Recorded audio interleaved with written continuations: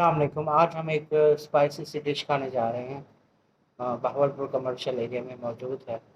चलें तो आइए भाई ये चलते आप हैं। क्या कर रहे हैं? जी हम एक प्रोजेक्ट अपना कंप्लीट कर रहे हैं जो कि हिब्रू में है। लैंग्वेज समझ नहीं आ रही, पता नहीं क्या लिखा हुआ है। गूगल ट्रांसलेट यूज़ कर रहे हैं और नहायत ही मुश्किल। यूसुफ भाई एक बहुत ही फेमस वर्डप्रेस ऑपरेटर है। जिस भाई को भी वेबसाइट बनवानी हो वो डिस्क्रिप्शन में से नंबर ले सकता है इनका। ठीक है। एक पेज